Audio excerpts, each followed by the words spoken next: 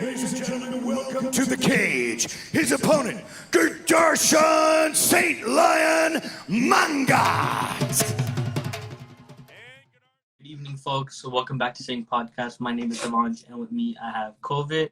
Today we have a really special guest joining us, so please make sure to watch till the end. This is going to be a good one. So without further ado, would you like introducing yourself? Yeah, sure. My name's Gerdarshan Mangat. I'm a professional MMA fighter, fighting one championship. I've been fighting for about 15 years now. Top of the game, top 5 in the world. And yeah, here we are. A little bit about where you grew up? Grew up in a small town up north in Canada, in Williams Lake. It was a small town. Not a lot going on, and then moved up to Vancouver after that to study accounting, and here we are now. Okay. So could you tell us a little bit about your education? My education, I went to school for finances, for accounting. Finished what I could, and then from there, that's where my spark for MMA started. I fell in love with MMA way more, and never seen anybody really participate in it or do it at such a high level. And I kind of wanted to change my life around. I wanted to become something more than what I thought I was going to become in life, and really took control of my own life. And 15 years later, one day at a time is what this has become now. Yeah, it worked out great. Yeah. So what really made you get into fighting?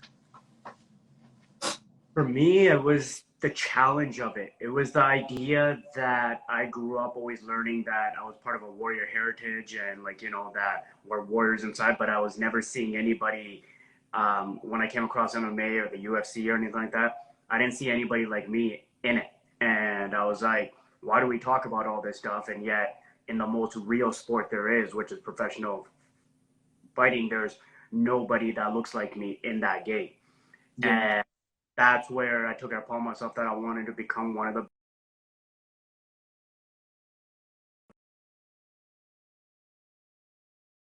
I didn't know how big it was going to become, but it's just the power of the mind. The power of the mind is a powerful thing, and here we are now. Okay. So what are some challenges that you faced throughout this path? Oh, you face challenges every day, man. You face challenges every single day, from every training session to every fight camp to just even your personal life that has to balance with, like for me, this isn't a hobby. I do this 24/7. My life revolves around it. My family's life revolves around it. Anybody that comes into my life has to understand that this is my priority, because it takes a lot. It takes a lot of training around the best guys, training around some of the greatest fighters to level up with them. And that's what this whole game is, that if you want to make it to the top, there's a lot of sacrifice in it. For me to start even talking about how many things I've run into, we'd be here for days, weeks. Yeah. But you have to have a vision that you believed in. And that vision is what's going to carry you over the days and the weeks and the months and the years through everything that you go through. If what you believe in that started you on this doesn't keep you on it, then you're never really going to make it. Okay. So while being a brown person, how did that affect you while joining the MMA? Well, when I first started it, there was nobody that really understood what I was doing. I started this in 2008. And that time MMA was still illegal in Canada. My own community didn't really accept it. They connected fighting with gang activity. If you were a fighter, you were probably affiliated with a gang or something. But I had none of those things. I was actually a top student, but I was somebody that wanted to take his life in a different direction. So for me, when I was looking for support from my community, it was really hard to achieve that at the starting, and it was really just me and myself. And just for even getting sponsorships or anything like that, nobody was really believing in what I was doing or wanted to be connected to it, because they always connected fighting with something negative more than anything positive, of me trying to represent my people at the highest level. But I always believed in what I could do, and I always figured it out as I went. Okay. So how long have you been an MMA fighter for? I started in 2007, 2008. Now we're in 2022. So how many years is that? 14, I've, 15. I've lost count at this point, but um, I've grown in this sport into the person I am, even outside of it. MMA is what's made me the man I am today. I would say when I started this, I was like a boy that kind of was trying to find himself, and now I am who I am, and it's all thanks to MMA. Everything, almost every scar on me, every injury that I have, is because of this lifestyle that I've chosen, and everything that I've become, from the leader I've become, is all attributed to to mixed martial arts. Everything I've become in the community, everything that I've created with my own hands is through mixed martial arts. What was once just an imaginary thing for me in 2007 has almost I made almost all of them come true. Yeah. So following what you just said, right? You were talking about scars. What's like one of the worst scars that you have? Um, One of the worst scars. Well, my nose is broken about 4 times. My ears, I got cauliflower ears. You've probably seen wrestlers have them too. Yes. Um, Scars, there's so many, man. If you look at my back, like when we train in the cage here too. So it's not like we just fight when you see us on TV. We're training the same way like how we're fighting. So the cage that I train in will scar up your back when you're working against it. When somebody's taking you down, your shoulder will get cut up. Like, I got cuts on my arm just from this morning and stuff like that. But that's the life. That's how we're training. So what would you say you're passionate about? Passionate about this. Passionate about mixed martial arts, representing my community, representing the people, and just taking it to the to the highest places. So what are some of the most serious experiences that you've had, while fighting? The most what? The most serious? Most serious experience you've had while fighting, something tragic. Oh, something tragic. Well, I lost a teammate this last year around this time, and it started from a training injury. He was sparring. He tore his bicep. From that, he went into a surgery. From the surgery, he had anesthesia, and when he came out of it, I guess something had gone wrong with the anesthesia, and he passed away while like recovering after. And he was one of my main training partner, one of my main dudes, and that was probably what people don't understand is how tight the bond is in an MMA gym. You think you have friends, like you may think you have friends, think you have friends that you call tight and stuff like that, people that you think are close, but you really realize that in an MMA gym on who is really by your side, who's not, because you're literally inflicting damage on each other every day. You're pushing each other, you're breaking each other. Stuff that you see in the movies is how we live, like for real out here. And it's very different, the kind of bonds that you make. Like I would say I'm closer to some of my teammates than my own family, and because these are the same guys that I've gotten success because of them breaking my own spirit and training. So he was one of those main guys for me, one of my main dudes, and losing him was a big thing. So, Okay, so was there ever a near to death experience that you've had while fighting? No, luckily, knock on wood, I haven't had that. But every concussion can lead you to a different way, right? So um, concussions are a dangerous thing. So there's a lot of fighters that take a lot of damage, like football players and MMA fighters. We're most prone to the brain damage you can get, and you can just in training alone, you're risking your life. So, would you ever want to get into the UFC by any chance? For me, I'm fighting at the highest level already. I'm fighting over in one championship, and that is basically the UFC's competition. And at the end of the day, you get to a point where you got to look at the finances. You got to look at you getting the most for like if you were playing for a professional basketball team or a hockey team or something, you wouldn't go to a lower level team to get lower level team, but in a bigger league and getting paid less. So for me, I'm actually happy where I'm at, but we'll see. The UFC could be in the future if they pay up. If they don't, then I'm more than happy where I'm at. Yeah, that's great. so who are some fighters? Who are some fighters that you would want to train with, or fight in the future if you haven't so already? I've trained with almost every guy that I ever dreamt of training with. That's one of the craziest things, that the same guys I used to have posters up, from the George St. Pierre's to everything. I've been in the gym with those guys, from the Vitor L4s to even the champs right now in the UFC and one championship and stuff like that. I'm training with those guys on a daily basis, from the Aljamain Sterlings to oh, there's so many, man. Who would I want to fight that I train with? I just want to fight the best guys. That's kind of the goal. If they are my training partners or whatnot, at the end of the day, the goal is always the gold. So whoever's holding it is what I'm after. Yeah.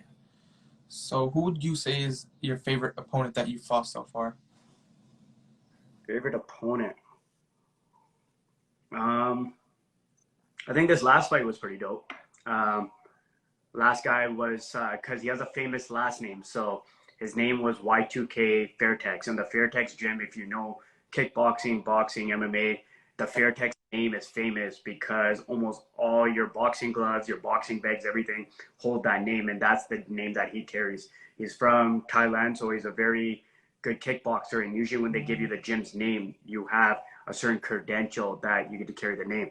So to have that on my record by beating him, that I'd be like it's kind of like being in Street Fighter and being like a final boss for me, and having that name, such as the Fairtex name, and beating that guy. I think that was probably my most favorite one. So what is true success in your opinion? True success is living your life on your own terms, living life to your own ways, and inspiring at the end of the day, being able to do something that also inspires others. Like, I'm not trying to inspire people to become fighters. I'm just trying to inspire people of what's possible. Just using your life as a way to motivate, especially my community altogether, like, breaking barriers. 15 years ago, people laughed at this. People were like, this is stupid. You're going to get killed. Like, we don't do MMA. Our people don't do this. Like, watch, you're going to lose everything, this and this and this. And now it's the same people that will come and try to shake my hand.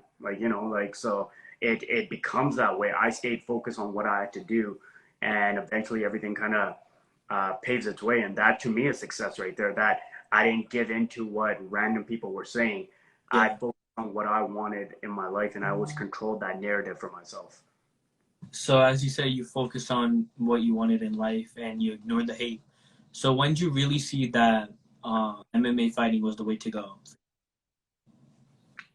I've never seen that it was the way to go. I just am so stubborn, and anything I pursue, I refuse to give up.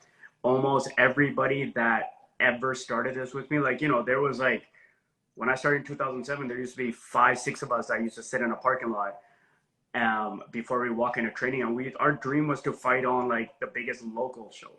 We're like, oh, if we get to the local show and we just fight on there, that's it. Like, we made it. Not knowing, thinking that I would ever fight in one championship and fight all over the world and travel the world. That at that time wasn't even we would say it, but how much we believed it at that time, I'm not too sure. And yeah, it's just one of those things. Okay. So what was your initial inspiration to start fighting in the MMA? What was that? Your initial inspiration to start fighting in the MMA? My initial inspiration was I went to a Sikh youth camp, and there I learned about Sikhi and the warrior ancestry, and from there it was where the fire got lit for me. And then from there, I left from there and I went back to accounting. I'm like, this doesn't make me use anything that I learned. And so from there, I came across MMA. I'm like, this is what I'm gonna do. That's where that fire kind of got started, was just learning about my own roots, learning about my path, and just kind of representing, always staying true to what I was supposed to represent. What inspires you to keep on going, to not stop? What inspires me to keep going is I want to be the best to do it. I don't see anybody that could take my place right now. And that's the thing. When I see some up and coming person, like some up and coming Sikh or something that's coming up, then I'll be like, okay, I'm good. There's plenty of talent, but I don't think anybody could do it at the level that I'm doing it at right now. And that's what keeps me pushing, is that I know I can take it to the top. I know I'm one of the best in the world. I know I can get the belt, and that's what keeps me challenged. That's what keeps me going, and that's why I train with the best guys, because I know I belong in there. I'm in the gym every day testing myself with the best guys. So I know I'm not just making this up in my head. I stand across from the UFC champs and I spar them every single day, and I train with the best boxers and the best kickboxers, and I see how I do with them. So it's not like I've made this thing up in my head. I've seen it, and people have seen it for firsthand also. So, what are some of the biggest goals you want to achieve related to your career? The biggest one is to win the belt. After that, I really got nothing else to do. I think from after that, I hope that kind of breaks the barrier to letting so many people know that we belong at the top. And from there, it just kind of translates into something big. And that's kind of, I think that would be the greatest success for me, is knowing that I was one of the best to do it. And now I've kind of opened up the floodgate for anybody else that wants to believe in anything they want to believe, and they go through my story and they see that it wasn't just handed to me, it wasn't just given to me, and I had to fight through a lot of things, and to get to where I am, and they're able to do it too. Okay. So just relating to that, right? What is like some medals or trophies that you've gotten throughout your career? Some of the biggest ones. I have 5 one championship medals now, which is for every fight you win. The next one is to cash those in and get a gold belt. Let's see. I'm a brown belt in jiu-jitsu, so achieving a brown belt in jiu-jitsu is like, for me, and MMA is like getting almost your master's degree. So for me to become, like, a black belt in jiu-jitsu one day is a huge thing, and to train under one of the best jiu-jitsu guys to get it from is a huge thing. So I think there's a lot of things I have, like, there's a lot of things I've won over the years, but I would say the brown belt in jiu-jitsu is probably my greatest achievement. Yeah, okay. So would you have some of them with you right now to show? Like if they're nearby? I actually don't. Actually, I don't have any of it. Uh, The thing about me is, as soon as I'm somebody that doesn't get caught up on showing the stuff too much. It's like I win it and I put it away. I celebrate it for a bit. And that's something I learned from, like, the George St. Pierre's, from Israel Adesanya. You don't want to get attached to the item. You want to know that you've already achieved it, and then you put it away, and now it's time to go for the next one. So for me, I don't even know where it is. It's put away somewhere, and we'll be here 20 minutes while I'm looking for it and stuff like that. yeah. Once I get the next one, get me on here real quick, and if I'm celebrating a skill, you'll be able to see it. So So what do you think is the most important life lesson that you've learned while being a professional MMA fighter? most important life lesson, that your life is in your hands. I grew up for the first 18, 19 years of my life thinking that certain things, like, my life had to be a certain way for me to achieve certain things. So seeing myself as a professional MMA fighter or being one of the top, it wasn't in my cards. It wasn't meant for me, because I didn't get raised as a martial artist. I wasn't raised as this. I'm from a small town. Small town people don't make it and stuff like that. Only to realize it's all in my hands. It's a matter of what I'm willing to put in to change that narrative. So I think one of my biggest life lessons is, now the way that I think is I push the envelope on everything. Who I meet, what I achieve, how much I can make, who I can train with, where I can train, what kind of things I've in my head. It's always bigger than where I'm at right now. Where before I used to think very small, because I didn't want to disappoint myself, nor did I want to disappoint the people around me. Now I'm not scared to really say the biggest things. Like, I've said it 10 times to you guys now. I'm going to win the belt. Yeah. Like, that's a pretty ballsy thing to say until you've done it, right? But now I'm like, yeah, I'm going to win it. Like, that's what it is. And once you kind of start changing that narrative, you speak it, like they always say, if you're willing to speak it to the universe, it will come back to you. And then you'll follow it up with the work. So for myself, the biggest life lesson is don't be scared to strive for the biggest things. It's the smaller minds that are gonna try to hold you down. They're the ones who are gonna be like, nah, you can't, and be ready to laugh at you when it doesn't go exactly the way it does. But you got to get up and you got to do it again. You got to get up. I'm very stubborn in the way that I achieve things. That's why I say it all the time. I've had one of the longest MMA careers. I've been fighting since 2007. Almost all the people I've started with either gave up, got married, had kids, moved on, found different things, found different jobs. I'm one of the people that's still doing it with the same mindset because I'm just too stubborn to walk away from it. I'm too, and I think that's one of, sometimes that can work against me, but I think it's one of my greatest assets is that I just refuse to believe anything else. Yeah. So like already we've just started, right? We've already have some people saying that we won't make it anywhere. Well, that's not going to let us stop. That's part of the reason I did your guys' podcast. Like, I get hit up all the time. I saw SinghPodcasts. I'm like, all right, like, these guys are up and coming dudes. They're trying to create their thing. They're trying to make their things. It's like, I have friends that help me out, like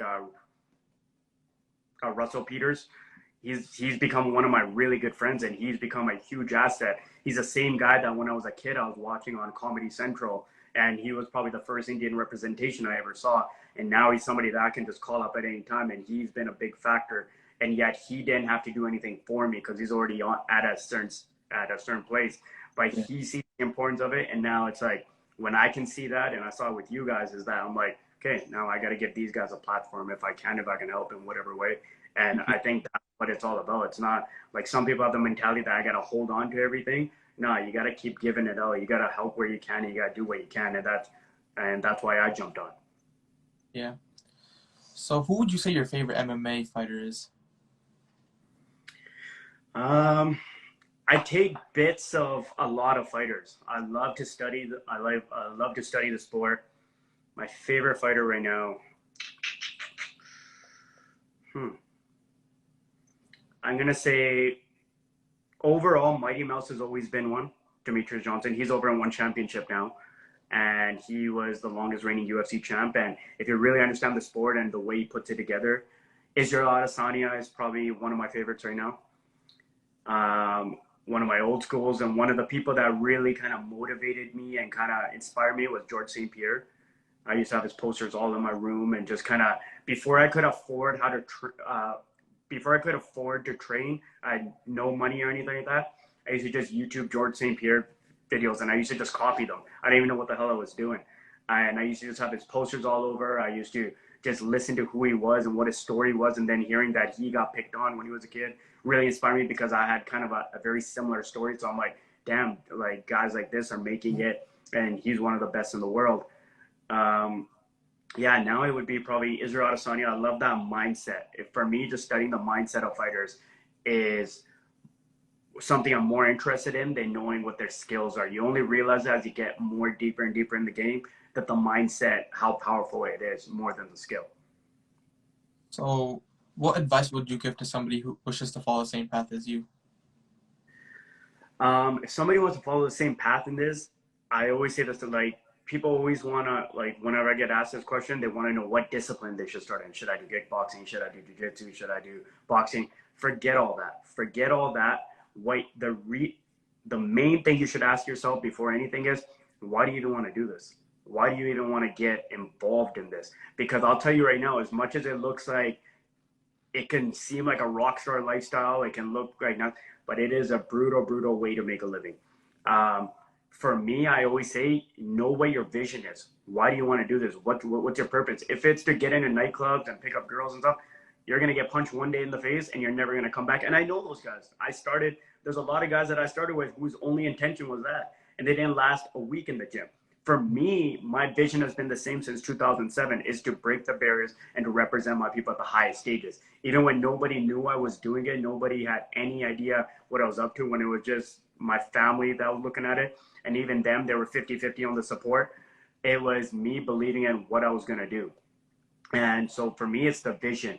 You have to have a vision that can hold you through all the way throughout your career or whatever path. Because if your vision ain't strong, you ain't gonna last. I've seen that firsthand, and you can see it with me. I'm still at this. I'm still doing it because that I stuck on to why I wanted to do it, and it's never changed for me. Okay. So, how would you like to describe the MMA fighting industry, like overall? MMA fighting industry, there's a lot of stuff that happens behind the scenes. There's a lot of things. It's like any business. It's like NHL. It's like NBA. It's prize fighting. At the end of the day, there's a lot of stuff that happens behind the scenes that a lot of people won't see, whether in one championship, whether in UFC. But the business is, at the end of the day, professional fighting is a business. It's you see it as a sport. You see it as what it is. But at the end of the day, it's promoters are going to try to make the money, and the fighters are trying to get paid the most amount of money for putting their bodies on the line. And that's always going to be the battle between the two. And the battle is getting better and better. Fighters are getting paid more. Fighters are making more. It depends on who you are. But it's an industry thing. And being in the industry, you see a lot of things. Some things you wish you saw, some things you wish you didn't see, because you got to stay motivated to keep going. And sometimes you see things that you wish you didn't, and some things you see and it keeps you going. Right. So, what was the thought process that led to you choosing the name Saint Lion? It wasn't even a thought process for me. It was Saint Lion came from when I first started. I was going to a Sikh youth camp, and there the Gatka instructors, who are one of the best, they're from the UK. They saw me perform Gatka, and they're like, "You become a lion when you're in competition." So then I left from there and I wanted to start MMA, and they're like, "Let's come up with a name, Saint Lion." And the reason behind that was they're like, "You're such a nice guy when you're not in competition or conflict, but when you get put in competition, you become a lion." So that's the name. So they're like, always inspire and give knowledge outside the cage, but when you're in the cage, become a lion. Always keep that balance, and that's why Saint Lion has always stuck, and it's always been a reminder to me. Yeah, that's an amazing, way to get your name out there. Like, oh, what was that, sir? Like, I'm saying that's an amazing way that you chose your name to be out there. Yeah. For me, it's always been it's my yin and yang. Like, it's for me, it's always a reminder of who I'm supposed to be and how am I supposed to represent this. Nice. So, what's one thing you would like to change about the MMA fighting industry? One thing I want to change. It depends on where you fight. If you fight in the UFC, I'm gonna have to say the respect for certain fighters. If you're fighting in Asia, the respect is there. I'm gonna have to say, for both industries put together, I'm gonna have to say the pay. I think MMA fighters should be paid a lot more compared to boxers and everything like that. We put our lives on the line. I think it should be a lot more, because even compared to other professional sports, it's not in the same wave whatsoever. That's probably the thing. I think almost every MMA fighter you speak to would say the same thing. So, what do you love the most about being an MMA fighter? It's a constant challenge. Every day I wake up and I don't know what I'm going to face. Every day I'm going to wake up, I don't know what I'm going to run into in training. Every day is a challenge. Every day is an opportunity to grow into a better person. Not just a fighter, not just in the gym, but as a person outside. Because in this, you face adversity even one round at a time, every single day. Some days you got to train 3 times a day, and after the first session, you don't want to get out of bed. You don't want to do anything. You don't want to get up. You don't want to do anything. And that's you grow as a person all the time, and that's probably one of my biggest things. So, where do you see yourself in 10 years from today? 10 years, hopefully rich and famous. I'll definitely be retired from MMA, but I think I will always be involved with the sport, whether I'm going to be managing the next up and coming fighters coming up. Whether I'm going to be commentating. I don't think I'll open up an MMA gym. Maybe I will, but I doubt it. But I will always be around to guide the next generation. Probably be somehow involved in management. I think fighters need a lot more management than they need coaches, because a lot of fighters get taken advantage of, and my expertise is knowing how to do those kind of things. I think I'll always be involved in the sport, but just not be fighting anymore. Yeah. So while growing up, who did you watch and look up to? Who was it? What's her? Who did you watch and look up to? Like what type of fighters, or who I mean. Like what type of fighters do I like to watch? Like while growing up, who did you watch? Shit. Okay, what did you say? Sorry. Like while growing up, what type of fighters did you watch? Oh, okay. I didn't watch any. Like I used to watch this sport with my dad, and I hated it. My dad used to love watching the UFC because back in 1994, like I guess you guys can see how old I am now. They used to come out on VHS tapes, and we used to have to. The UFC would be filmed like 3 months before, and then it would come out on video, and you'd have to go and rent it at your movie store, and then you'd get to watch the fight. So the fights would never. It wasn't like now how you rent it on pay-per-view and you watch it live. It wasn't available like that. But growing up, I would watch like Hoist Gracie, Ken Shamrock. But for me personally, the guys that I was a huge WWE fan. I was the biggest WWE fan. I was like watching Stone Cold Steve Austin to The Rock and everything. I wanted to become one of those guys. I didn't want to become a professional fighter. For me, I never thought I would get into real fighting, I guess. But growing up watching that, those are the only fighters I really knew. The guys that my dad used to watch was like Ken Shamrock, Hoist Gracie, Tank Abbott. If you guys have watched MMA for a long time, Tank Abbott was like what all our dads look like. He had a big belly, he had a long beard, and that's why he was my dad's favorite fighter. Tank Abbott. Just look him up after. You have somebody in your family that looks like Tank Abbott. I promise you. Yeah, And yeah. that's why this is his favorite fighter because he wasn't ripped. He didn't look the part, but he was an animal. He was like literally a fighter in a bar, and they signed him to the UFC. And he was like every uncle's favorite fighter. So, what would you consider to be your strengths and weaknesses? Strengths and weaknesses. I think one of my biggest strengths is my mind. I think I'm just a very motivated person, but I also struggle with that at the same time. So it can be a weakness for me also. I'm a hugely motivated person. I'm always trying to strive for the best thing. I think one of my weaknesses is that, and like I said before, one of my greatest things is that I'm stubborn in my pursuits, but that can also be a weakness of when to let something go. So for me, if I involve myself in it, if I embed myself into it, I'm going all in. Even if it seems like it's falling apart around me, I'm going to figure out a way to raise it back up. And sometimes that can be a good thing, and sometimes that can't be. So I think there's plenty of weaknesses in me. At the end of the day, I'm human. But I think one of them would be just the stubbornness that I carry sometimes. Yeah. So how do you keep the balance between your work life and your personal life? It's hard, man. It's tough. Because even when I'm in my personal life, my mind is always revolving around. My mind is always running. My mind is always seeing things. It's always running techniques. It's always doing something, or the businesses that I'm involved in. It's always running. Whether I always have 5 different things going on at the same time,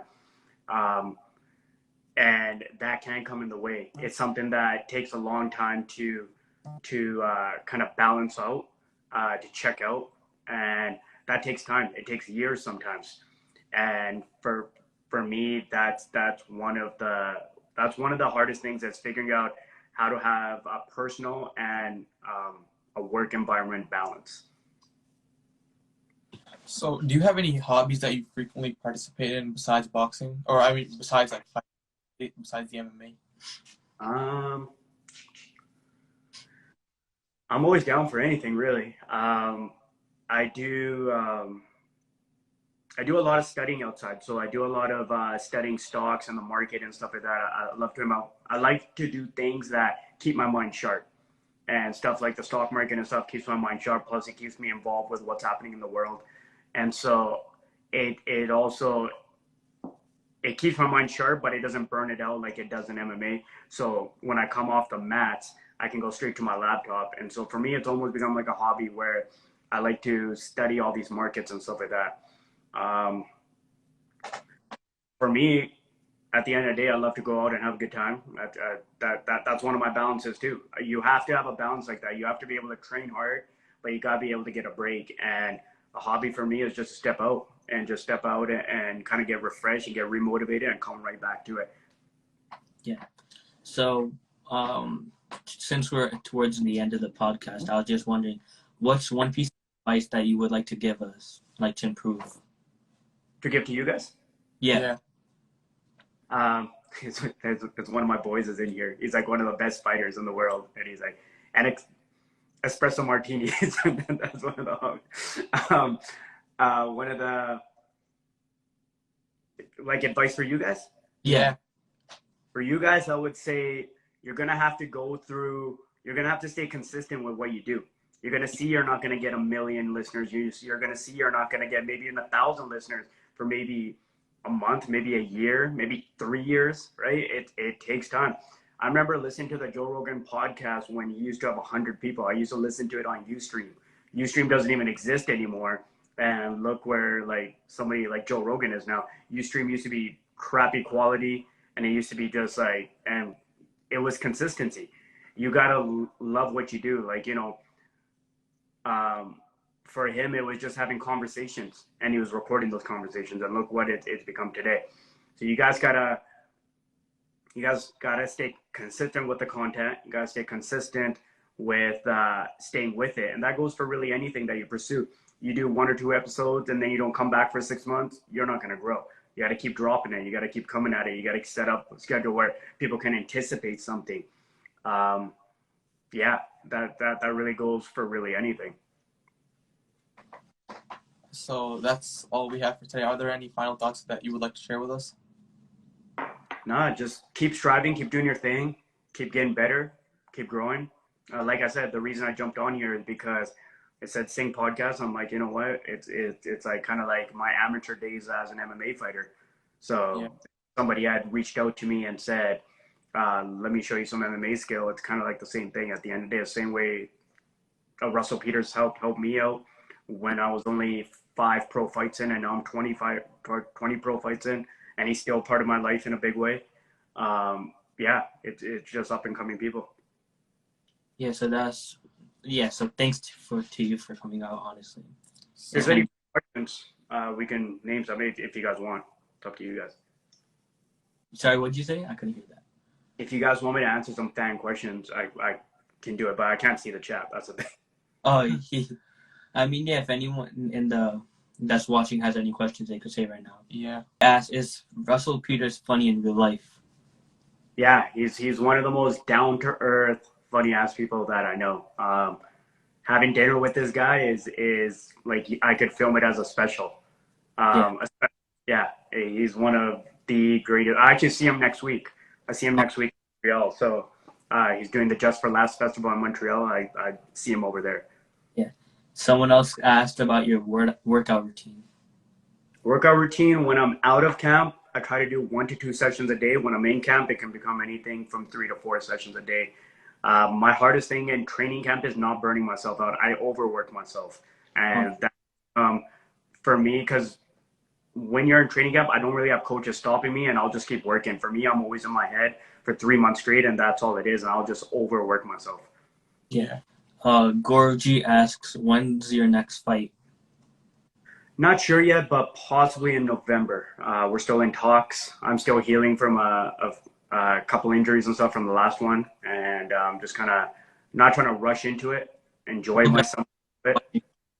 What was it? I said we'll definitely be watching that one. Yep. Yeah. And Shail Endra said, what do you think about the Indian MMA? Indian MMA, it's growing. It's gotten a lot better. Like, I fought in India 3 times now. From the first fight that I did in 2012, they didn't even know what I was doing there. And we sold it out in Delhi. But they thought I was fake fighting because India has such a big WWE following. They think everything is WWE. They didn't know that the blood that was coming from me and the blood that was coming from them was real. So from that to what it is now, where we got guys that are training and they know what jiu-jitsu is, what the difference is, what kickboxing is, to like actually pursuing it, it's grown a lot, and it's been cool to watch it just grow, being part of it all the way through. Sean asked, would you ever consider starting a podcast yourself? I've thought about it, but I don't get myself involved in anything where I know I'm not going to be consistent. For me, the thing is, when I'm training for a fight, I shut myself off to everybody. I don't even do podcasts like for like interviews and stuff like that because I get very much in my head. When you're training for a fight, it's a scary time. Right now, I'm out of season. That's why I'm more talkative. But when you got to fight, you're thinking about on that day, there's a guy coming to rip your head off, and that'll keep you quiet and in your head for a while. So for me, yeah, but maybe after, like, there's a lot of knowledge that I've gained over the years. There's a lot of things I've learned, a lot of things I've seen, a lot of things I've been part of. And yeah. Yeah. Manal Cape asks, is sex during the fight week good or bad? Terrible, bro. Terrible. Watch that guy's next fight. He's a savage. Go YouTube that guy. He's an absolute savage, man. For sure, after this, we'll check him out. Yeah. Azrak asked, what made you join this podcast? Like, what were you trying to say and tell people? For me joining this podcast was just to support up and coming dudes, just up and coming guys that are wanting to do something and wanting to grow into something, and that's why I wanted to jump on with you guys. That's why I said yeah. Like, if somebody has the balls to reach out and be like, listen, like, can you come on our podcast? Yeah, if I can help be part of something, maybe you guys will remember me 5 years from now when you guys are huge, right? Be like, yeah, that guy came on. Yeah. But there's a few YouTubers' careers that I've been part of when they were on the lower end, and now they become big stars and stuff like that. And yeah, it's cool to be part of that from the start. Yeah. OG Muji asked, if you weren't doing MMA, what other things would you have pursued? I don't know, because I think I would have been a completely different person had I not been doing MMA. I'd probably be working as an accountant, probably have 4 kids, probably have a wife that would hate me, and that's probably how I would probably be living. So I'm glad I took the path that I did, because I have an amazing wife, I have an amazing life, and I travel the world, I pursue my dream, and that's what I do. Yeah. Sean had asked, were your parents okay with you fighting in the beginning of it? No, not at all. My parents were totally against it. That's what I'm saying. When I started this, MMA was illegal, and my parents knew that I was about to create a good life, become an accountant, have a good paycheck every month, and then all of a sudden I called them being like, I want to do MMA, and nothing in my life I had shown that I could be something like this. I was not somebody that fought in the streets. I was not somebody that had anger issues. I wasn't even in shape at the time. Like, I was like a chubby kid at the time. So me saying all this, my own parents laughed at it. They're like, you're an idiot. Like, you're going to get your nose broken, which I did. And they're like, you're going to realize what a real fight is. And now they're my biggest fans. They're my biggest supporters. But for me, just getting the support, I had to start from my family. From my family, I had to go to my outer family. From my outer family to the city. From the city, I had to go national. Now I'm international. So I literally worked from my household outwards, and really had to believe in it, because I had a million voices telling me to come to my senses and not to go down this path. You're like the definition of self-made. Yeah. It really is, man. Like, I'll listen to some of these self-made songs. I'm like, yeah. Like when you've lived the lyrics of some of these songs, it hits you harder because you're like, I walk through this, right? And that's what it is. Yeah, so this will be the last question that we'll ask from the comments, because a lot of them came in now. So Winston had asked, how'd you make it to the big leagues from the local circus? You just gotta fight your way through. It's like you just keep getting discovered. People see it. People see your stuff on YouTube. People see it, like, they see your fights. Your record keeps amping up. And me being one of the best Indian fighters, and seeing that I was probably the one that was most well versed, a lot of organizations wanted me. All right. So yeah, we'll just do our outro again, and a huge thanks to you for coming out. Yeah. So, thank you guys. Appreciate it. Of course. To wrap things up, I want to say thank you to all the people that are watching the live and supporting our podcast, and a huge shout out to St. Lion for coming out today and having a great conversation with us, giving us inspirational thoughts. And make sure you guys go follow St. Lion, and make sure you guys go follow SinghPodcasts. Stay tuned for future episodes. And yeah, that's it. Yeah, nothing. Have a good night, bro. Yeah. Good luck, boys. Thank you so much. Darshan St. Lion Mangat. Of course, has Indian roots, but he trains and fights out of Canada, British Columbia.